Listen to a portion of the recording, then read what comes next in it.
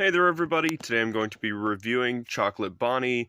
He was originally released in the Spring Colorway wave of plushies, which I believe was wave 8 of the Five Nights at Freddy's Funko plushies. So as you guys can see here, just gonna go ahead and jump in. He has a new design for eyes. These were brand new at the time. I believe he was the first plushie these were used on. They later were used on other FNAF 1 characters for the FNAF AR wave of plush. That includes Shamrock Freddy, Frostbear, uh, that's about it that I can think of at the moment.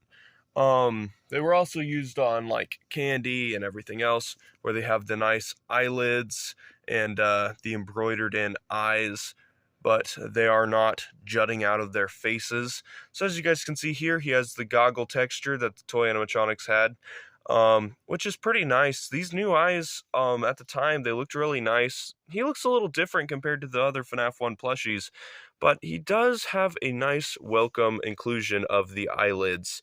That does make it look a lot like the FNAF 1 characters, which I must say, I do enjoy.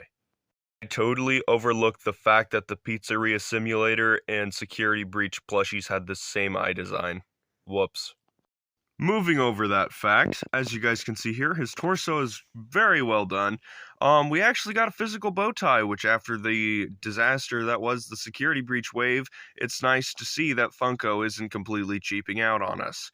As you guys can see here, these 3 printed in dots are supposed to be buttons, but I'm not convinced because they're not jutting out.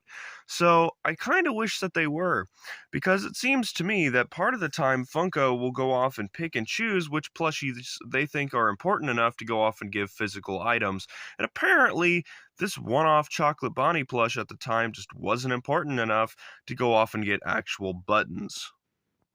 So back whenever FNAF AR was still up and running, and Chocolate Bonnie was released, he did have a chunk taken out of his torso here, which they chose not to replicate, maybe because they didn't want him looking withered, but I think he looks cute nonetheless. I did want to talk about his ears. One of his ears is completely inaccurate, and that is this one. It's just supposed to have a little chunk taken out of it, but instead they completely slashed it in half. Not sure why they decided to do that. Maybe they got one of the beta designs, but I guess that would also explain the inaccuracy in the torso.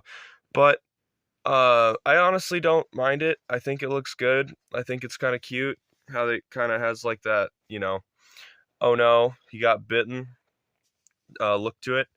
But with a character like Chocolate Bonnie, where he's not a mainline series character, he just looks kind of cute. He doesn't necessarily have to look a certain way.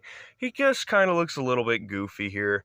And it's a welcome. He's a welcome addition to any collection, honestly. Now this guy was actually re-released in 2022, on a very limited run. He was re-released one time, and only once. He was stocked only once, and that is this guy. This guy, apart from the original 2021 release, if I could get the tags to work with me here. As you guys can see here, 2021, Scott Cawthon. This guy was a 2022 release, and I only ever seen him once. Now, I picked him up just because I know how expensive Chocolate Bonnie can be. I'm never going to use him for a custom, even though I was recommended to make Melted Chocolate Bonnie. I'm not sure if I'm going to sell him or hold on to him just to see how much his value skyrockets, because I haven't seen anyone putting these guys on eBay, mainly this dude. This dude is more rare than this guy at this point. The re-release is more rare than this, even though they are both extremely rare. I see Chocolate Bonnie selling for like $150 to almost $200, sometimes even $3 on eBay and Mercari and places of the sort, even on Etsy. Now, this guy is a little different, as you guys can see, but I think it might just be because he's a different version of the same character. He's less stuffed in the cheeks and more stuffed in the face. Yes, but I don't think that's necessarily a design change. It's just a difference in the plushies. I'm going to go ahead and get him out of here. It's those little facts that go off and make this guy's story interesting. Now, in 2022, there was a partner released with this guy, and his name was Chocolate Freddy. This is Chocolate Freddy. Now, Chocolate Freddy also does go with this guy. I'm surprised they haven't made a Chocolate Chica yet. It's going to be pretty cool if they do end up releasing Chocolate Chica this year, just to kind of keep the trend going. But we'll have to see. Overall, this little guy is definitely worth picking up. Not for $300, but if you can find him under 60 bucks, I say go ahead and jump on it, because that's probably the lowest he's getting nowadays. He's a very well done plushie. So if you do have Chocolate Bonnie, take care of him, and if you don't have Chocolate Bonnie, just wait for the prices to kind of just, roll on through. Find a seller that's willing to bargain with you, and yeah, guys, take care of your Chocolate Bonnie. He's going to be worth a lot of money here in just a little bit.